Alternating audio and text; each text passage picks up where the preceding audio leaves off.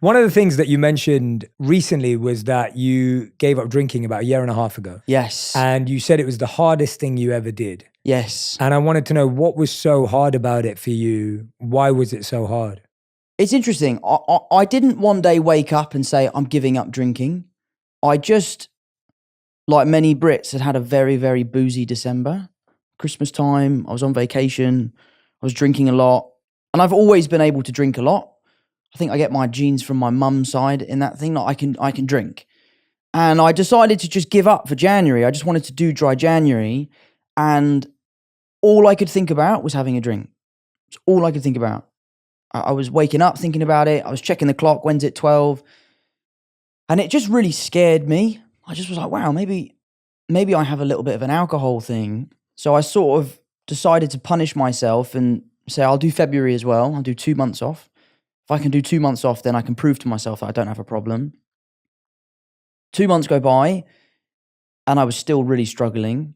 I felt like I couldn't be social. I felt like I couldn't go to the pub and have a lime soda. I couldn't go out for dinner. I was really, really struggling. And I started to really worry that maybe I had an alcohol problem. So I decided that I would wait until my birthday, which is June 1st. I said to myself, if I can do 6 months without alcohol, then I can prove to myself that I don't have a problem.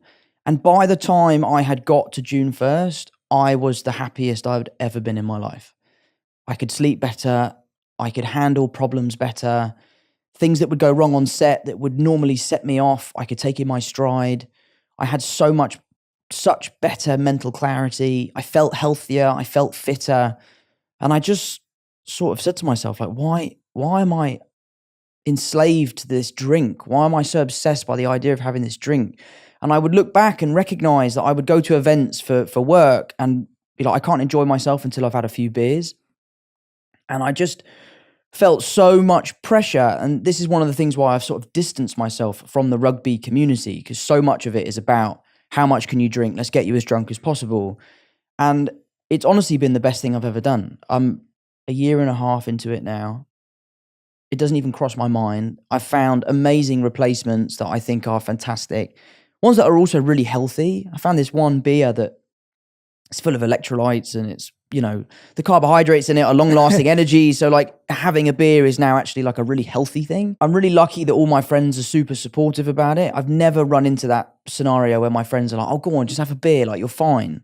They've always sort of really supported me. And I don't want to be that person that's saying to people, you should get sober, you should get sober. If I could encourage someone to drink less, then that's great. But I don't want to start getting into the world of you need to stop drinking, because it's not for me to say. I went on my own little journey. I'm really enjoying it. I'm delighted that my mum's has also given up. She's loving it. And it's been amazing. I can't believe the difference that I feel from not drinking. Yeah. I feel amazing. That's amazing, man. I love hearing that. And I love hearing that it's been great for you, right? I think that's the point. Not everything has to be like, look what I did, you can do it too. It's kind of like, no, this is just what's been great for me. Do you think it was partly that attitude for you, at least in the beginning, where it's like, well, look, I can drink. I drink a lot. It comes from my mum genes and it doesn't affect me. And then all of a sudden you realize, well, wait a minute, it's more than that. Because I think there is that. Like, I was like that as a young man as well. Like, for me, it was easy to drink. I didn't drink daily. For me, I drank a lot more socially. Sure. And I loved playing drinking games with my mates. And that was really what I enjoyed the most, probably. And for me, when I quit, I could just quickly see how it just got me into doing things I would never do if I wasn't drunk. So for me, it was more that. But yeah, I wonder for you, did you find that there's a really fine line between like, oh, I know I can drink a lot, and then all of a sudden you're kind of not addicted beyone that. No, addicted, mate. Like, I'm happy to say, I was definitely addicted to alcohol. Not shying away from that at all. I think anyone that anyone that has a beer every day is probably got a little bit of a problem. But yeah, you're right. I would drink and drink and drink and drink, and then you would just reach that moment where you're like, wow, I shouldn't have had that last beer. And you wake up the next day and you have a terrible headache and you're suffering. I bought one of those rings that will tell you about your sleep. Yeah, Oura ring. Yeah, and it was amazing because I couldn't sleep. I was like, why can't I sleep? I'm working 14 hours a day. I'm doing 2 hours in the gym. I'm eating really healthily and I can't sleep. What's wrong with me? I bought this ring and it was booze. It was completely affecting my sleep. And since I've given it up, I can sleep anywhere, you know? It's also interesting as well, going on nights out and having a great time as the sober person And then getting to that point in the night where people start, spitting in your ear and everyone's like, I love you, man. I love you so much. And you're like, yeah, brilliant. I love you too. I'll see you tomorrow. I'm going to bed. I love being that person now. Yeah. I love seeing my friends on the golf course at 8 a.m. in the morning, feeling fresh and ready to go. Yeah. And they're sort of crawling out their car. And so I'm over the moon to be sober. I love it. Yeah. For anyone who is listening right now and is going, Tom, I love that for you. I want to do it too. Like they're listening going, I'm having too much every day. I can notice some of those things, but I'm just stuck. And it's hard because we know that addiction's that way. We know that this is heavy. It's not easy. But if someone is watching going, Tom, tell me, like, what did you do to even get started? How did you have that courage to say, I'm going to do January, I'm going to stick at it? Were there any moments where you actually fell back and then had to get back on the horse again? Like, just walk us through that a little bit more for anyone who is watching going, Tom, mate, I want to be in your position in like 6 months. I didn't fall back on it. I have done in the past. Like I've had periods of my life where I'd given up drinking and then gone back to drinking. But this time, I don't know, it was just different. I really worked to sort of change my mindset. I really asked myself, like, why do you drink? Why are you drinking? And a lot of the time, my answer would be to feel more comfortable in the social environment. Yeah. And I just put myself in those environments and just would force myself to be there. I'd force myself to hang out and go to a club or go to a bar, go to a dinner. Yeah, and so you weren't avoiding those places. I was at the beginning because I didn't feel like I could go and not have a drink because of the stress of it. But then after a while, I sort of was like, mate, you've got to pull your socks up here and you can't just live in your house all the time. You've got to go out and enjoy yourself. And if you're only enjoying yourself because you're drinking, then you really do have a problem. But I just changed my mindset.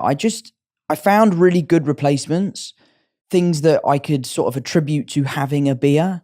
I often found with me, most of it is just the ritual of cracking something open and sharing it with friends and drinking it. Whether it's sparkling water or a beer, I don't associate, like, I don't see a difference. Yeah.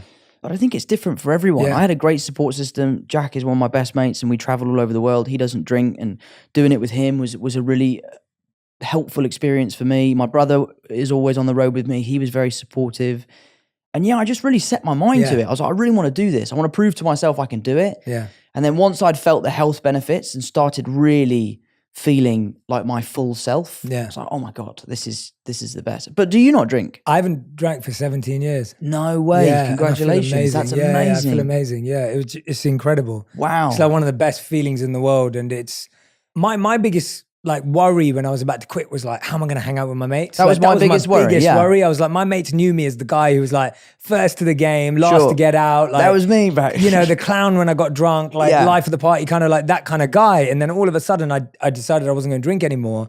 I was like, crap, how am I going to fit in? And then I remember I went into the corporate world for a bit and I didn't drink. And I was like, God, am I going to miss out on like opportunities and networking? Like, all the guys afterwards are like going to get drinks. And I'm like, I'll come, but I'll have a water or I'll have a soda, whatever it is. Sure.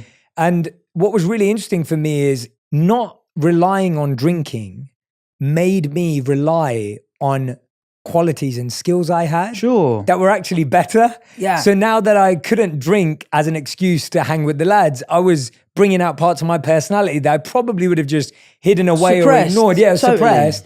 And all of a sudden you were actually getting respected and liked for who you were rather than the person who you were when you were drunk. Sure. And actually that worked in the workplace, and there was no one at the workplace going, oh, Jay doesn't drink, so he's not getting promoted. Right. It wasn't like that. People were like, oh yeah, I really like hanging out with Jay, or he's a really good guy, or whatever it may be. And I was still getting the same opportunities and I was still getting promoted at work and whatever it was. And I think that's why I'd like to remind people that don't feel like your career or your work is going to suffer. Even for you, like I'm sure as a, with your career path, you have to be at parties, you have to be at events. Of course. And the fact that you're able to do that now without having alcohol, and it doesn't sound like it's negatively impacting your career. If anything, it's the opposite. Mate, I honestly cannot believe like the amount of times I've sat down with an actor that I've really admired, or sat down with a producer or a director and been like, oh, well, I don't drink anymore. And they go, oh, I don't drink, 10 years. And you're like, oh my God. And I've had so many insightful conversations with people like yourself where you've heard their story, their reason for giving up. And there is a wonderful community of people. And I love it. I love being a part of that community. I'm really proud to be a part of it. I hope that, I can meet other people and chat to them about it, because it's really nice. It's lovely to be like, let's go get a lime soda together, Yeah, let's get a juice. Let's get a smoothie. Yeah. Yeah, no, it is true. It's true. And